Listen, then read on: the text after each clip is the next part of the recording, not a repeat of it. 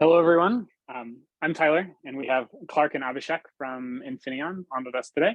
And we are truly, actually very excited to talk to you about how to monitor, debug, and update your Infineon devices with Memfault and their SDK improvements in ModusToolbox. And so let's get into it. But first, who are we? You need to know that first. I'm Tyler. I'm a co-founder of Memfault and currently the head of developer experience. And I also lead the solutions engineering team. I've been a firmware developer for 7 or 8 years, starting my career at both Pebble and Fitbit as a firmware engineer. And I just found myself constantly building developer tools to make our firmware engineers more efficient at those companies. Here I am today. Clark? Yeah, thanks, Tyler. So this is Clark Jarvis. I'm a technical marketer and software and tools program manager at Infineon. And I've been probably for the past 20 years kind of focused in a variety of different roles that are all aimed at really improving the developer experience inside of embedded tools. I joined Infineon, I guess it's been about a year and a half ago, with a specific focus on ModusToolbox. And so I'll provide an intro to that here later on in the slide deck. So Abhishek. Thank you, Clark. So I am Abhishek Kivesra, and I am the product manager for connectivity software at Infineon. So I am responsible for the connectivity related software like HTTP, MQTT, Bluetooth host stack for Infineon MCUs. I recently moved into this role about a couple of months back. And previously I've held various different roles like apps engineer, design engineer, all at Infineon. So I am at Infineon for about 10 years now. So Tyler, back to you. Thanks.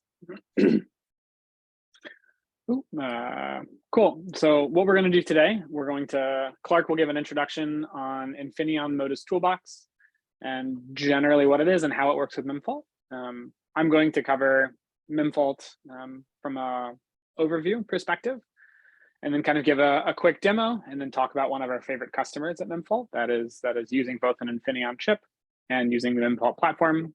And then Abhishek will actually give you a live kind of integration of using ModusToolbox and Memfault together so that you could actually integrate Memfault into your own projects and get some data off those devices. So I believe we first want to do a poll about how many people actually use ModusToolbox. So how familiar are you with ModusToolbox today? A is let me start the poll. Launch. Cool. A, you're brand new. B, you have it installed and you're starting to play with it. C, constant users. Okay, we have about half the participants submitted. I'll wait like 10 more seconds and then I'll share the results. Cool, that's about all we're gonna get. And so I'll click end, share the results. And so what you can see, 80% are new.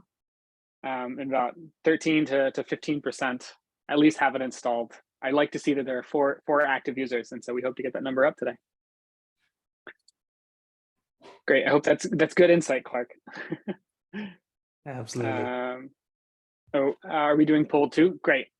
And we have another poll really quickly as well. Let's do this. Poll 1, poll 2, and launch.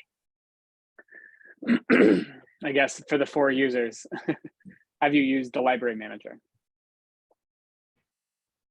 Yes, I'm seeing that there are more than 4 users that have said yes, and so I'm assuming that's more. Give it a couple more seconds.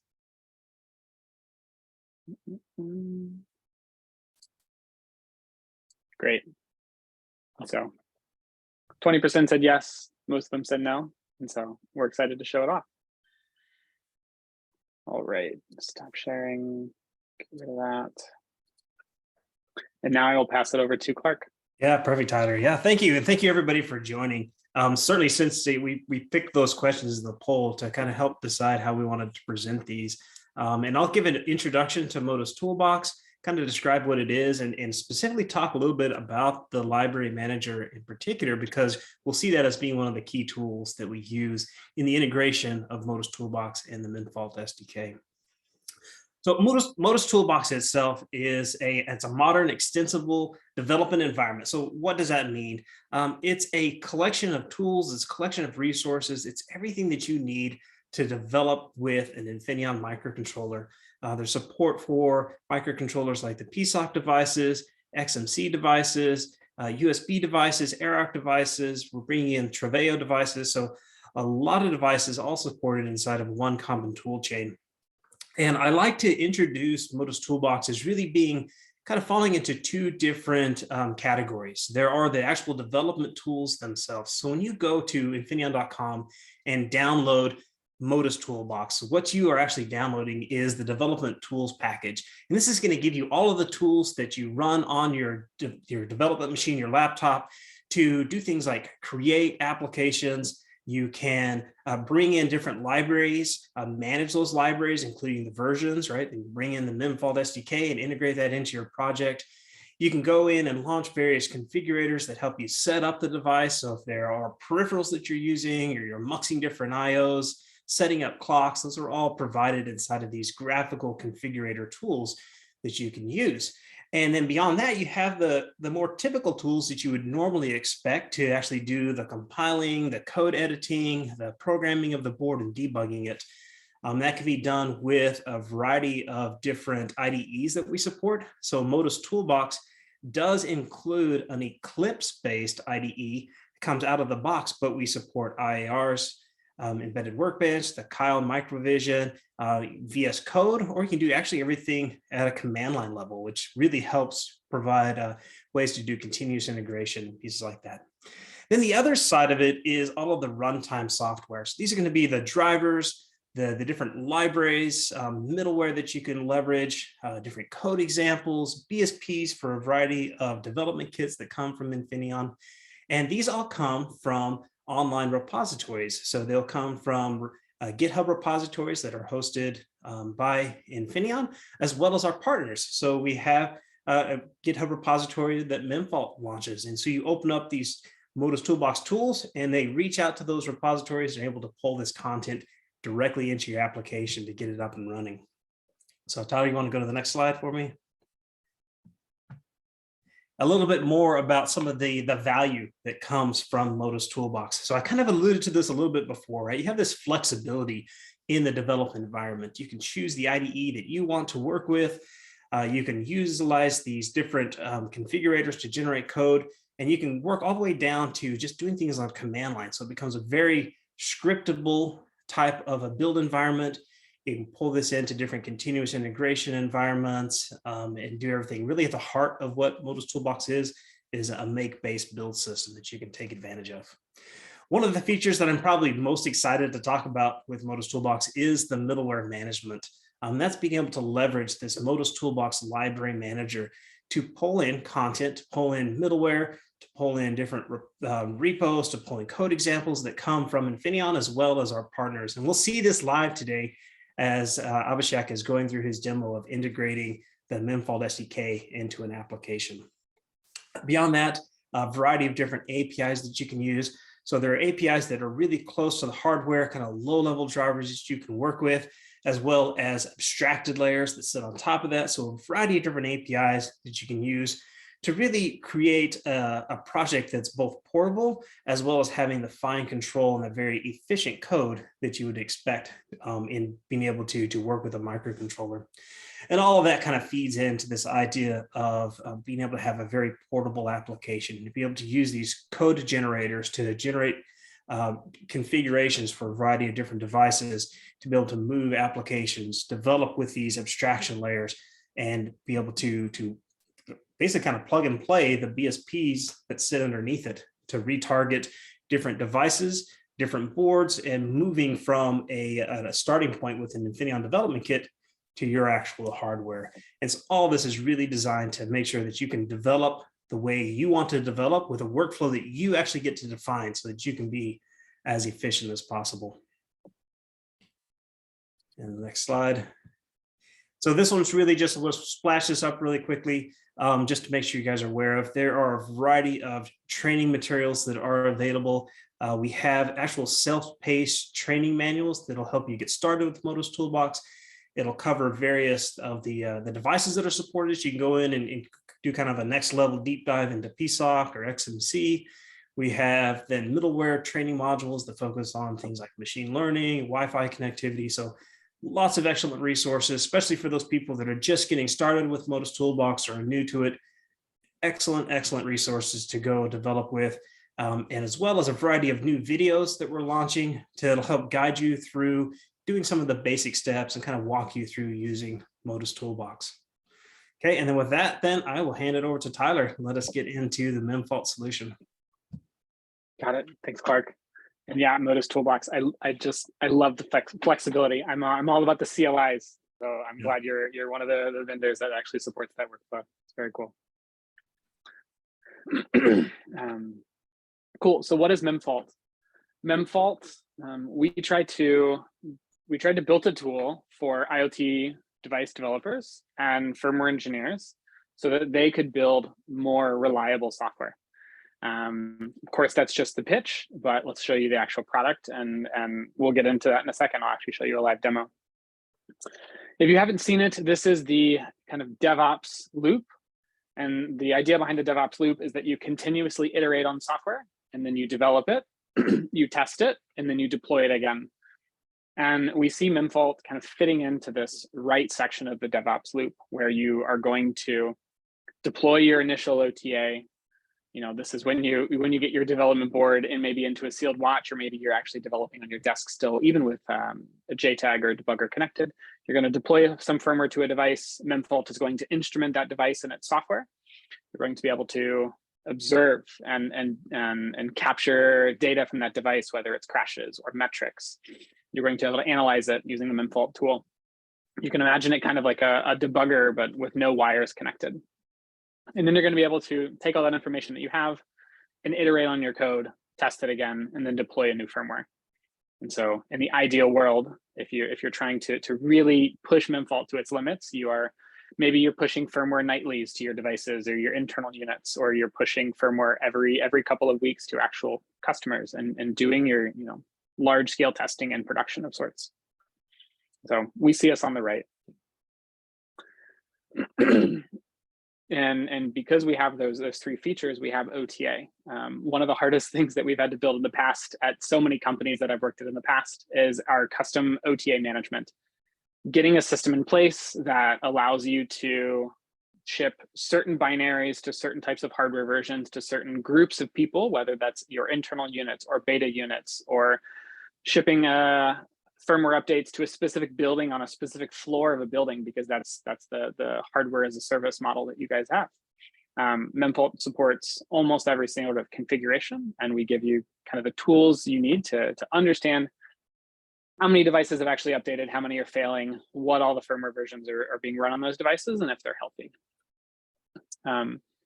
Second core piece of our product is using metrics. And so you can view metric data both on a device timeline and aggregated across all of your software versions, all of your devices, or all of your groups of devices, whether that's alpha, beta, or production.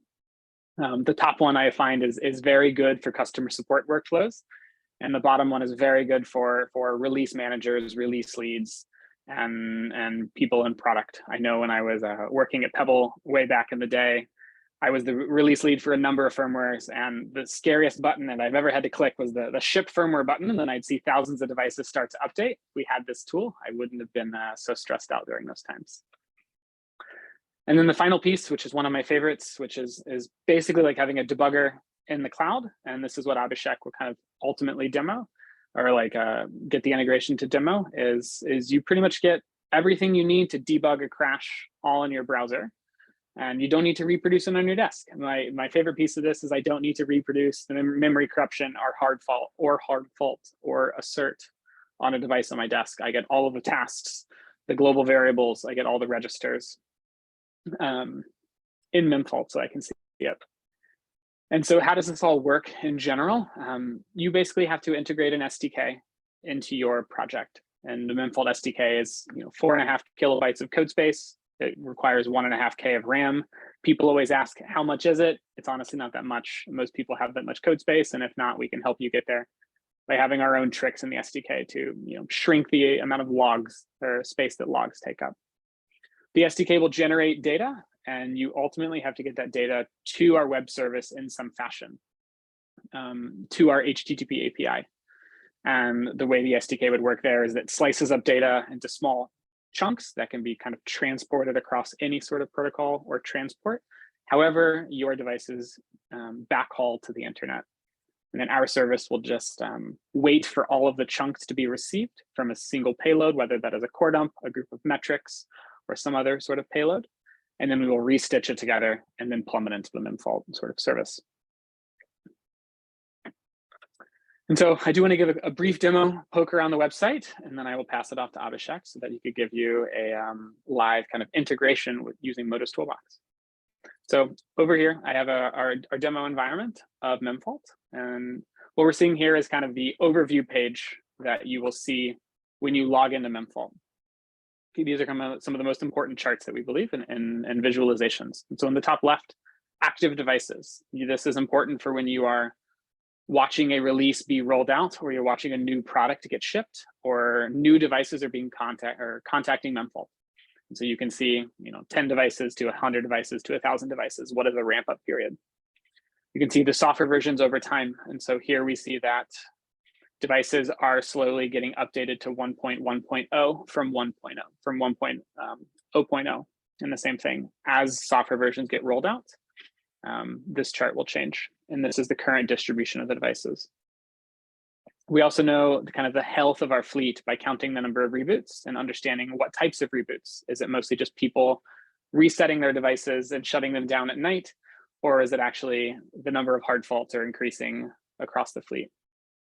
Top issues, these are unique issues. These are unique asserts. If there is a new assert on a new release, you will see it here.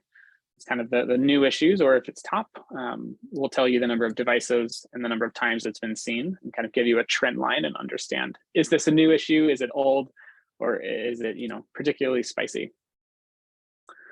I want to jump over here. So if we go to fleet and then devices, we can actually click on a particular device. I'm going to go to this tab though. But now we are seeing this particular device's information, and all of this is in Memfault. And I just wanted to give you a brief piece into what the timeline is. We really like the timeline, and it shows all of the data that you would need across or for a single device. So all of these dots are individual reboots. When did this device shut down? When did it crash? When did it firmware update? And from all of these buttons, you can actually click in and you can actually navigate to the assert if you need to. We're not going to do that here. But I wanted to show you the metrics. And so we recommend people send metrics for some of the most important sort of statistics on their device, whether that is the current battery percentage, how much the CPU is running, how many flash rates, because they're trying to track, how quickly are they going to burn through their flash chip. And so here I've selected 3 of the metrics that we report. One is battery percentage, CPU active time per hour, and then the bottom line, which looks a little particular, is the heat remaining. But having all these metrics in one single view and then being able to kind of view them side by side allows you to correlate data. And so this particular device has a very, very quick battery drain, but you can see that the CPU is active during that time. And so there was actually probably some sort of CPU deep sleep bug, which I can count on 2 hands how many times we've had those bugs previous companies as well, where your device just doesn't go to sleep. It's a new regression generally. And the bottom line is also showing there's a memory leak, and towards the very end, it actually will probably reset the device. So that's timeline, and I wanted to give you a brief overview. This one, and then I got to zoom in. Great. This is the crash view. And so you can see all of the threads of your device, every single one of them. We actually do RTOS awareness in the backend at Memfault as well. And for every single frame, we can show you the registers and the local variables on every single thread for every single frame in the device. We go one step further, and we will actually, if you capture a full core dump, you can capture a full core dump, which is all memory, or you can capture just kind of a sliver, and we can show you all the global variables of the entire system. And so I think that is pretty much Memfault, and Abhishek will get into a little bit more. I have one more thing I'd like to talk about, and then I'll pass it over. And so we have one of our favorite customers, Latch, who makes smart locks. They're an access control, and they're actually using the PSoC 6. And they came to us with an issue. They had very little visibility into their fleet. They were growing, they were being very successful, getting their devices on lots and lots of buildings in New York and across the world.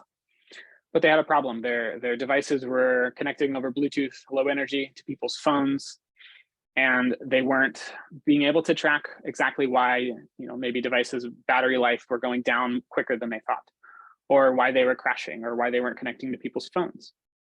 And just in general, some of the hardware was acting a little funky. They were able to integrate Memfault, and they were able to improve the amount of times the devices successfully unlocked due to a bunch of more or less software mitigations rather than hardware mitigations. They collected metrics on battery life to understand and to make sure that their battery lives were trending to last years and not necessarily go down too quickly, so their battery life would die for their customers. And then I guess the biggest thing was, since Memfault is gathering a lot of this data and they don't need to send a technician out to these buildings and to these customers' homes and apartments, they were able to save a lot of money by just not sending technicians, which I guess is pretty standard nowadays. But Memfault is trying to solve that. You can read the full case study online. It's actually quite good. The firmware manager, and we work with a lot of people on the firmware team, and a lot of them use our tool. It's part of their daily process. Okay, I'm going to try to pass it over to Abhishek. I think he will share his screen now, and he will give you a live demonstration of how to integrate Memfault using ModusToolbox. So you should be able to share your screen, Abhishek. Yeah, let me try. So can you see the screen? Perfect, we can see it. Okay, great. So thank you, Tyler, for showing us the Memfault platform. Now I will go over the steps on how to integrate the Memfault SDK onto your ModusToolbox project. So let's start with the Memfault platform, right? You will find the instructions for integrating the SDK here. You need to go to the setup project tab and then click on view guide for the integrate device SDK, right? So here you'll see the step-by-step instructions on how to integrate. Now, the prerequisite for this demo is that you already have the ModusToolbox software installed and already have a project which is up and running. Right? So on this page, I will quickly go over the steps needed to integrate the Memfault SDK, and I will give more context on those steps when we actually look at the code. So don't worry if you don't understand all the things here. We'll go over this once more. So the first step is to use the library manager to download the Memfault firmware SDK. The second step is to include a file called freertos trace.h into your freertos config.h file. The third one is you modify your application makefile to include a post build step and also to add a linker script from the Memfault SDK. The next step is that you add this particular variable into your project and also define this function called Memfault platform get device info into your project. So this is required by the Memfault SDK to get some data of your project. So one thing I want to highlight here is this particular variable requires an API key, which you will find on the on your project page right here. So the final step is to call the Memfault platform boot function into your main function just before you start your RTOS scheduler. Now, these are all the mandatory steps that you need to do. but for this demo, we are also going to do some optional things here. The first one is to integrate the CLI interface into your project. This will allow us to give some test commands to our project, like testing for a hard fault or something like that. So the way you do that is you create a Memfault CLI task.c file, and you copy all the content present in this box. And finally, you call the Memfault CLI task start function in your main function just before you start the scheduler. The next optional thing we are going to do is the HTTP integration. Now, as Tyler said, there are multiple ways you can send the data to the Memfault platform. For this demo, we are going to use the HTTP protocol. So the way you do it is you need to create a task and call this particular function called Memfault HTTP client post chunk periodically. This will send the data to the Memfault platform. So these are the steps. I will move this aside and move on to the actual code.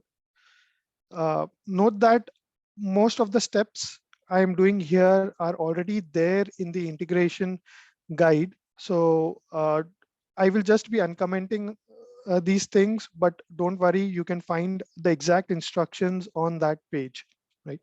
So the first step is to add the Memfault library.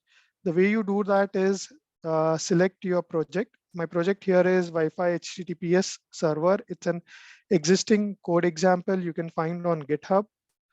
And once you select that, you can go to the quick panel and click on Library Manager.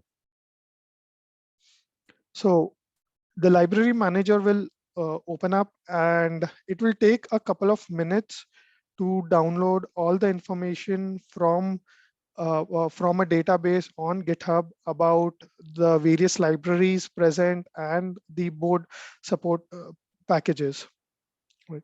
So once it is loaded, you can go and click on Add Library, go to Middleware, or you can search in the box here and look for the Memfault firmware SDK. Now I have already added this library, so it is grayed out.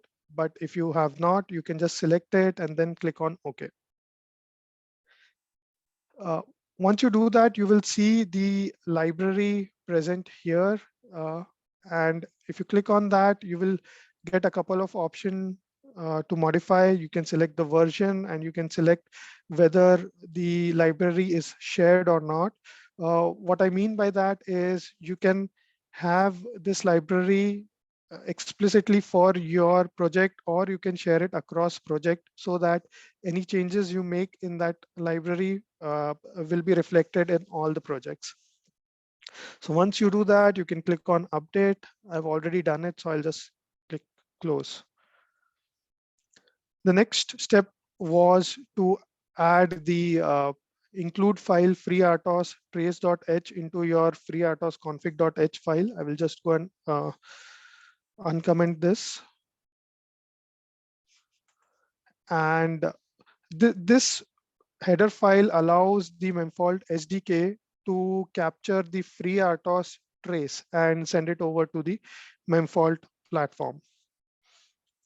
The next step was to go and modify the makefile. In this, the first one is to go and add the post build step. So I will just uncomment this first. Yep. So there is a Python script from Memfault called mflt build id. What this will do is generate a unique ID for your project, so that when you go and upload your symbol file to the Memfault platform, it knows the data coming from a particular device is for this particular symbol file, right? So this is the Python script. And if you are using Python that was installed with your ModusToolbox, this script is already present and you don't need to do anything else. So the next step was to add the linker file.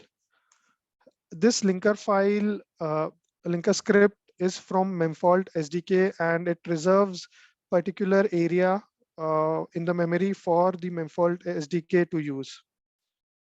So I will save this and move on to the next step. Now, in my main.c file, I have included the functions and the variable required by the SDK. So let me just uncomment this. Yeah. So the first one is this structure. It requires an API key, which as I told earlier, it will be present on the project page on the Memfault platform. And the next one is this function called Memfault platform get device info. This is used by the SDK to get some information like the device serial number, the software type, software version, and the hardware version. So all of this code you will find on the integration page. So don't worry about that. I'm only uncommenting it here. So there is another step. We need to include the header file called memfault components.h to use Memfault functions and structures. And finally, we will go and uncomment the Memfault platform boot function in our main function. So this is required for the Memfault library to start up. Now let's look at the optional things that we are going to do for this project, right? The first one is to add the CLI task. So all of this function is also present in the integration guide. So what it does is it will give the user an interface through UART to input his commands. For example, I can send test hard fault, right? I will show you that later on, but essentially the user can send any test command he wants. What this particular task is doing is taking those inputs and sending it to the Memfault SDK using this function called Memfault demo shell receive character, so that Memfault can respond. And this is the function to start the task. And this is something we will call in our main file. So here it is. Some issue. Okay. So the next optional thing was the HTTP task. Now, this is a piece of code that you won't find on the integration guide, but there is a sample code example from Memfault in ModusToolbox that you can use to get this piece of code. This is not the exact code from that code example. I have modified according to my needs, but I will go over that now. So I'm running this HTTP task every 10 seconds. And what I'm trying to do here is send the debug data. Now, if you look at the code here, the first thing I'm checking is if my device is connected to the access point or the router. If it is connected, I want to check if my sockets are initialized or not, secure sockets. If not, then go ahead and initialize it. Then I would want to check if my TLS certificates are loaded or not. If not, then load the certificates, and you will find this certificate in the Memfault SDK. Finally, I'm calling this Memfault HTTP client post chunk, which will do the actual work of posting the debug data through HTTP. And finally, I have the HTTP task start, which I will call from my main file. And this will start that HTTP task. So I will go and save, and I will program it now. To program it, my project is already selected, and I will go and click on this particular link here in the quick panel. So, yeah, it is erasing and then it is going to program.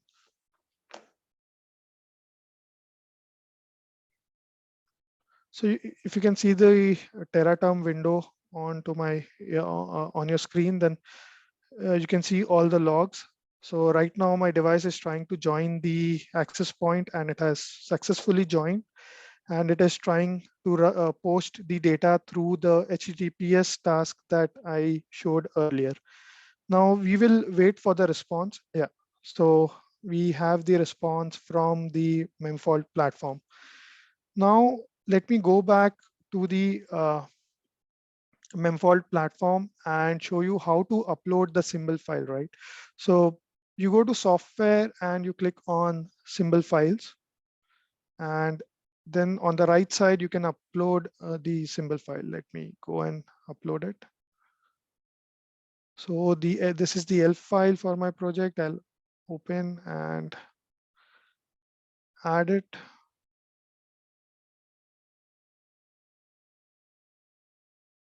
Okay, and so we have the symbol file. Now let's look at the issues, right? So if you see the issues already present here are a couple of hours ago and 8 days ago. So now I will use the platform, I mean the CLI interface to give a hard fault. This will cause a hard fault and the device will reset. After resetting, it will go and try to connect to the access point again. So as you can see, it is connected and it's trying to post the data.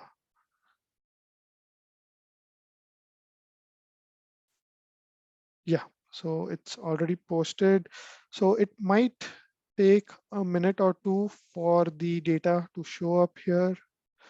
Let me try and refresh this page. Yeah, so you can see that the hard fault was reported a few seconds ago. And if I click on this, as Tyler showed earlier, you can see all the trace data here. So that's all from my side. Tyler, I can stop sharing and you can take over. Sounds good. Give me one moment again. And that one. All right. Thanks for the wonderful demo, Abhishek. That was great. Thank you. And honestly, that about wraps up. So Clark, if you want to wrap up the ModusToolbox side, I'll wrap up the Memfault side. Yeah, absolutely. So, a couple of things that Abhishek showed, right? A lot of it was kind of already done for him, but going into ModusToolbox, right? We saw him open up the library manager. Makes it very easy to be able to pull in the Memfault SDK along with other libraries and code examples that are available. So just to, again, reiterate some of the kind of getting started details, lots of training material that's available, published on GitHub, all kind of self-guided, easy to follow with examples and kind of questions to kind of answer, to kind of self-pace yourself as you work through those examples. And then a library of videos to show you kind of simple use cases, simple how-tos to follow through to get things up and running. Yeah, and since we're partnered with Infineon, they're an official partner of ours, you actually can sign up today. You can get a trial and you get 100 free devices to send data to Memfault, to send core dumps to send metrics to, and you can use that. As well as the other Memfault content. We spent a lot of time on it. All the other webinars that we've done, if you haven't heard of interrupt.memfault.com is where many of us spend our time writing a bunch of firmware best practices documents. That's where you can follow up there, and then definitely read that Latch case study because they're a big successful user of Memfault and they really like the product and the PSoC 6. And that's it.